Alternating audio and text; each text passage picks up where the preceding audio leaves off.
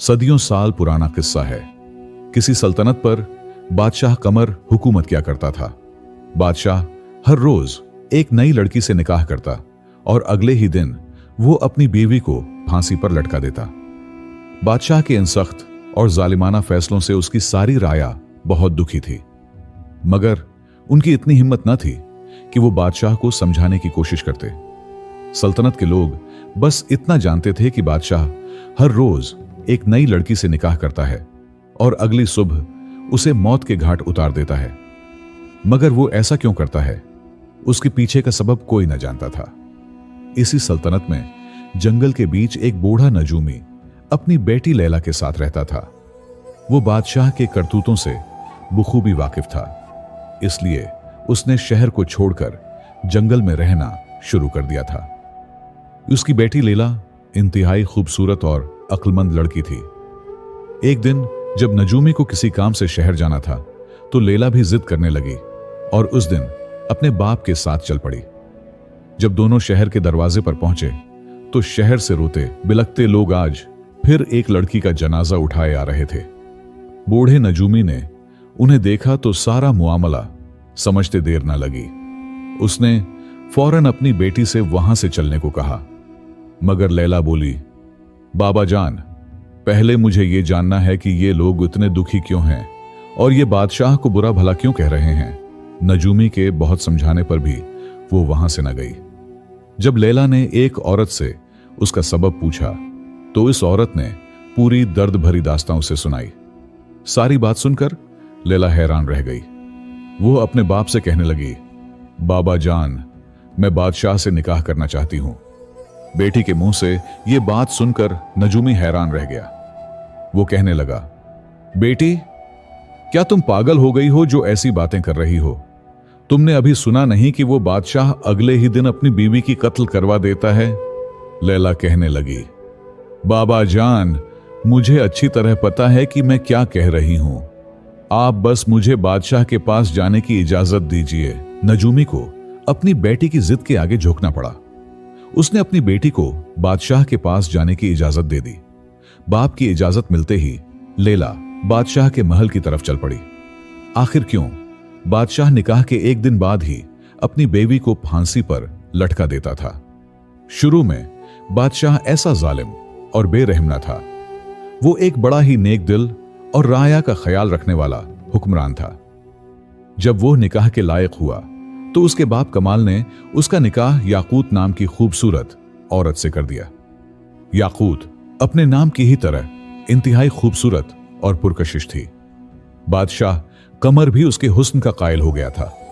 वो दिलो जान से अपनी बीवी से मोहब्बत करने लगा। लेकिन एक दिन जब बादशाह रानी के कमरे में पहुंचा तो उसने जो मंजर देखा उसे देख वो सुन रह गया। उसकी बीवी याकूत एक गुलाम के साथ वक्त गुजार रही थी। ये देखकर बादशाह कमर का जहान उजड़ गया। उसने फौरन अपनी बीवी याकूत और उस गुलाम को फांसी पर चढ़ा दिया। रानी याकूत की मौत के बाद बादशाह गुमनामी के समंदर में डूबता चला गया।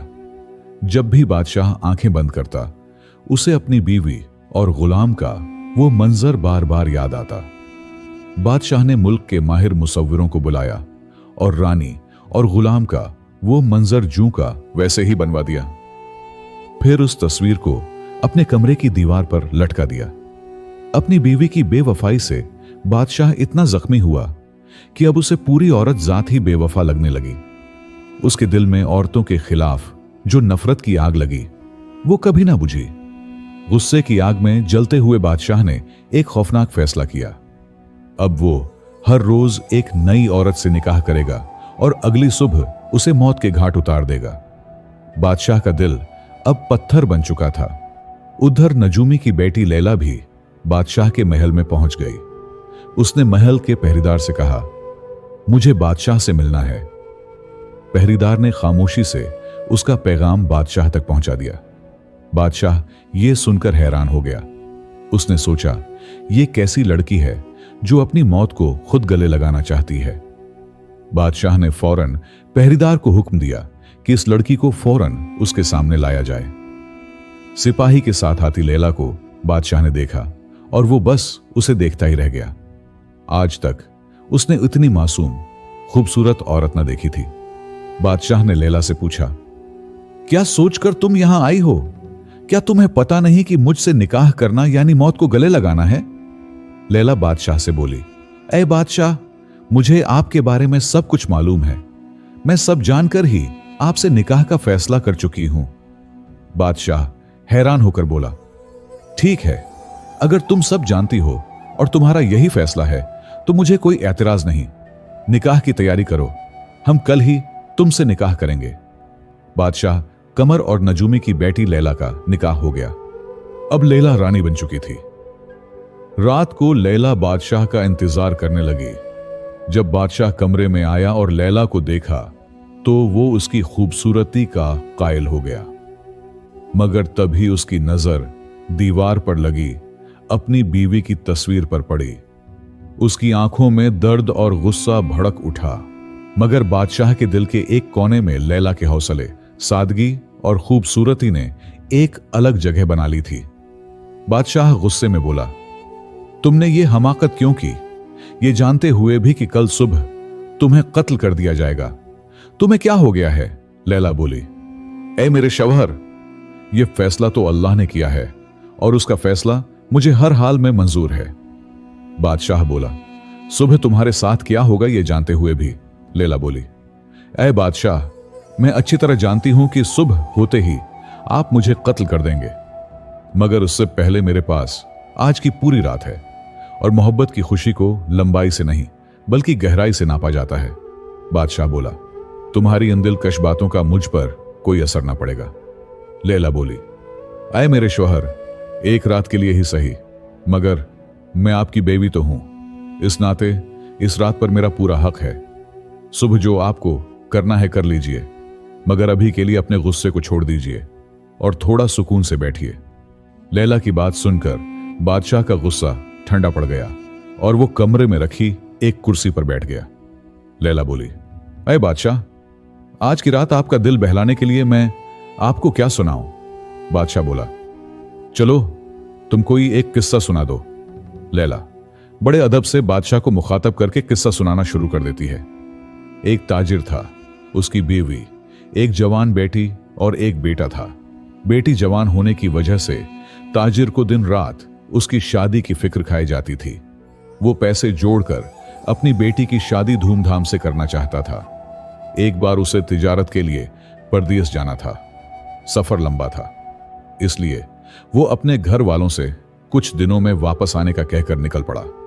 जाते हुए इसकी बेटी ने उसे चंद खजूरें दें और कहा, बाबा, सफर लंबा है, भूख लगे तो रास्ते में ये खजूरें खा लेना। ताजिर खजूरें लेकर परदेस की तरफ निकल पड़ा। लंबा रास्ता और तेज धूप की वजह से वो चलते चलते थक गया। तब उसे रास्ते में एक कुआं नजर आया। उसने सोचा, क्यों ना यहां बैठकर आराम करूं, चंद खजूरें खा लूं और ठंडा पानी पी लूं, फिर आराम से सफर पर निकल पड़ूंगा। इसी सोच के साथ वो कुएं के किनारे बैठ गया और आराम से खजूरें खाने लगा। अचानक एक तेज रफ्तार घुड़सवार गुस्से से भरा वहां आ निकला। ये एक डाकू था जिसका बेटा एक लड़ाई में मर गया था और वो डाकू अपने बेटे की मौत का बदला सबसे पहले मिलने वाले आदमी को मारकर लेना चाहता था। उसके हाथ में तेज तलवार थी। यह सब देखकर ताजिर की होश उड़ गई। खौफ से वो कांपने लगा। डाकू गुस्से से बोला, आए ताजिर, मैं तुझे नहीं छोड़ूंगा, अपनी तलवार से तेरे टुकड़े टुकड़े कर दूंगा। ताजिर पहले ही डरा हुआ था। यह सुनकर वो खौफ से कांपने लगा और बोला, आए डाकू, मैंने तेरा क्या बिगाड़ा है, तो मुझे क्यों मारना चाहता है? डाकू बोला, आए ताजिर, मेरे बेटे को एक नाजायज मामले में मौत की सजा दी गई है और मैंने फैसला किया है कि जो भी शख्स मुझे पहले मिलेगा मैं उसे मौत के घाट उतार दूंगा। ताजिर बोला, माफ कर दो डाकू भाई, उसमें मेरा तो कोई कसूर नहीं। डाकू गुस्से में बोला, तूने सबसे पहले मेरे सामने आकर बहुत बड़ा गुनाह किया है। अब मैं तेरे टुकड़े करके अपने बच्चे की मौत का बदला लूंगा, यही इंसाफ है। आखिरकार ताजिर लाचार होकर बोला, डाकू भाई, अगर मुझे मारने से तेरा बदला पूरा हो जाए तो मुझे मंजूर है, मगर मेरी एक शर्त है। डाकू बोला, कैसी शर्त? ताजिर भारी दिल से बोला, मेरे ऊपर बहुत सी जिम्मेदारियां हैं। मैंने लोगों से कर्ज लिया है, वो अदा करना है और अपनी जवान बेटी की शादी करनी है। एक बार ये जिम्मेदारियां पूरी कर दूं, फिर मैं खुद तेरे पास आऊंगा, फिर तो अपना बदला पूरा कर लेना। यह सुनकर डाकू सोच में पड़ गया।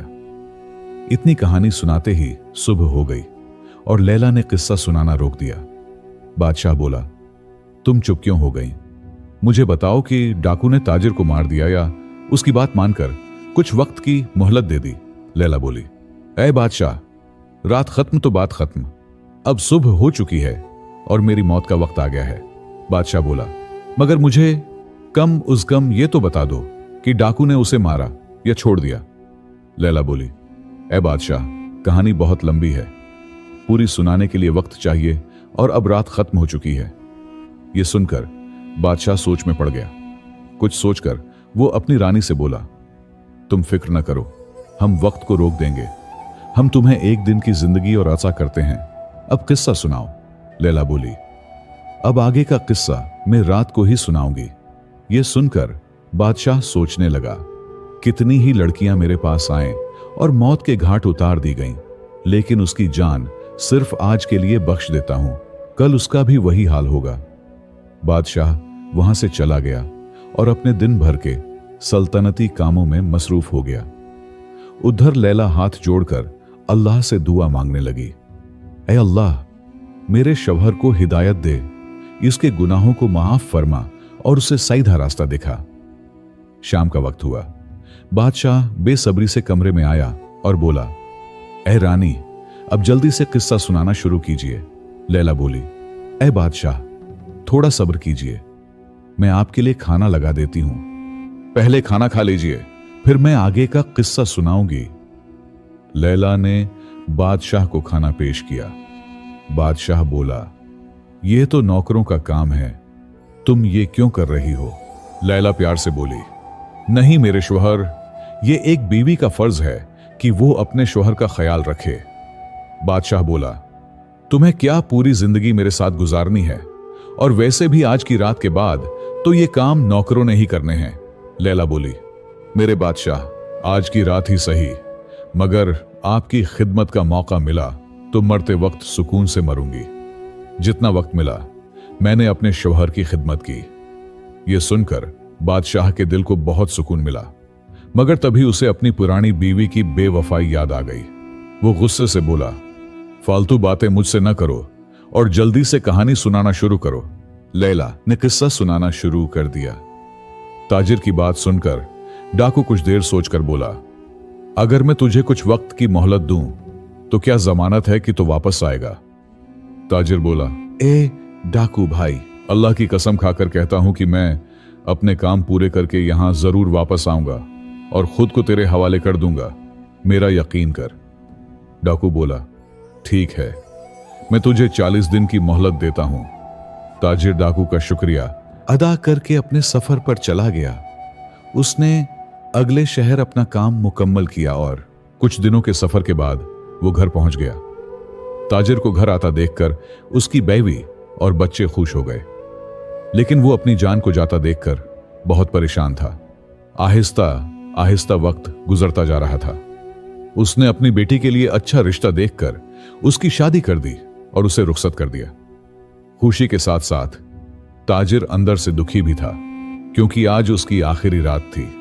कल का दिन उसका आखिरी दिन था। कल डाकू उसे टुकड़े टुकड़े कर देगा। ताजिर बिस्तर पर पड़ा यही सोच रहा था। दुखी दिल से ताजिर उठकर बैठ गया और सिसकने लगा। उसके रोने की आवाज सुनकर उसकी बीवी भी जाग गई। ताजिर को रोता देखकर वो घबरा कर बोली, ऐ शौहर, क्या हुआ? आप रो क्यों रहे हो? ताजिर ने सारा किस्सा रोते रोते अपनी बीवी को सुना दिया। सारी बात सुनकर ताजिर की बीवी बोली, ऐ शौहर, आपकी जगह मैं उस डाकू के पास जाऊंगी। मुझे कुछ भी हो जाए, डाकू मेरी जान ले ले, मगर मैं आपको कुछ नहीं होने दूंगी। किस्से के बीच में ही बादशाह बोल पड़ा, वाह क्या औरत है, ऐसी औरत भी दुनिया में होती है। ऐसी नेक और वफादार बीवी की दहलीज पर फरिश्ते भी सर झुकाएं। लैला बोली, बिल्कुल ठीक कहा बादशाह। चंद बदकार औरतें होती हैं जिनकी वजह से सब औरतों पर उंगली उठाई जाती है, मगर सबको एक ही ढाल में डाल दिया जाता है। यह सुनकर बादशाह सोच में पड़ गया। लैला फिर आगे का किस्सा सुनाने लगी। ताजिर अपनी बीवी को समझाते हुए बोला, आए मेरी अजीज, मेरी बात ना करो। अगर तुम्हें कुछ हो गया तो मेरी जिंदगी पर धब्बा लग जाएगा। ताजिर अपनी बीवी को खूब समझाता है। अगले दिन ताजिर रुखसत होता है और लंबा रास्ता तय करके वही जगह पहुंच जाता है जहां उसे डाकू मिला था। डाकू वहां पहले से मौजूद था। वो बोला, आए इंसान, तू बहुत बहादुर है जो खुद मौत के मुंह में आ गया, मगर मैं तुझे नहीं मारूंगा क्योंकि मैंने तुझे माफ कर दिया है, क्योंकि तूने वापस आकर साबित कर दिया है कि तू एक ईमानदार शख्स है। डाकू के मुंह से यह बातें सुनकर ताजिर की खुशी का ठिकाना न रहा। उसने डाकू का शुक्रिया अदा किया। किस्सा खत्म होते होते बादशाह पूरी तरह जज्बाती हो चुका था। वो अब लैला की तरफ मोहब्बत भरी निगाहों से देखने लगा। लैला बोली, ए बादशाह, सब औरतें बिल्कुल एक जैसी नहीं होते, और जब तक आप इस तस्वीर को अपने कमरे से नहीं हटाएंगे तब तक आपकी तकलीफ कभी कम नहीं होगी और आप हर औरत को बदकार ही समझेंगे। यह सुनकर बादशाह ने अपनी बेवफा बीवी की तस्वीर फाड़कर तबाह कर दी। फिर लैला से बोला, आए रानी, आज तुमने मेरा दिल बदल दिया। लैला बोली, आए बादशाह, अगर आप मुझको मारना चाहें तो जरूर मारें। बादशाह बोला, नहीं मेरी रानी, मैं तुम्हें कुछ नहीं करूंगा। तुम वो हस्ती हो जिसने मेरा खाली बहरम तोड़कर मुझे अजाब की जिंदगी से निकाला। मेरी अजीजा, मैं तुम्हें हमेशा अपनी पलकों पर बैठाकर रखूंगा। जितने गुनाह मैंने किए अल्लाह मुझे माफ जरूर करेगा। अब बाकी जिंदगी में सिर्फ खुशियां बांटना चाहता हूं अपनी राया और तुम्हारे साथ। उधर जब नजूमी को पता चला कि उसकी बेटी ना सिर्फ खैरियत से है बल्कि बादशाह की आंखें खोलने वाली रानी बन गई है और बादशाह अब एक नेक इंसान बन गया है, तो उसकी खुशी का ठिकाना न रहा। बादशाह, कमर और रानी लैला खुशो खुर्म जिंदगी गुजारने लगे। बादशाह ने रानी की समझदारी और कुर्बानी को समझा और अपनी पुरानी तकलीफ से नजात पाई। दोस्तों, ये कहानी हमें सिखाती है कि नफरत और इंतकाम इंसान के दिल को सुकून नहीं देते बल्कि मजीद तबाही लाते हैं। सिर्फ हिकमत, सब्र और मोहब्बत ही वो ताकतें हैं जो जख्मी दिल को बदल सकती हैं। और सबसे बड़ी बात, अल्लाह के फैसलों पर ईमान, सब्र और सच्ची नीयत आखिरकार इंसान को इज्जत, सुकून और कामयाबी अता करते हैं। उम्मीद करता हूं मेरी आज की वीडियो आपको पसंद आई होगी। कहानी के बारे अपनी राय दें और आप ये वीडियो दुनिया के किस हिस्से से देख रहे हैं मुझे लाजमी बताएं। शुक्रिया।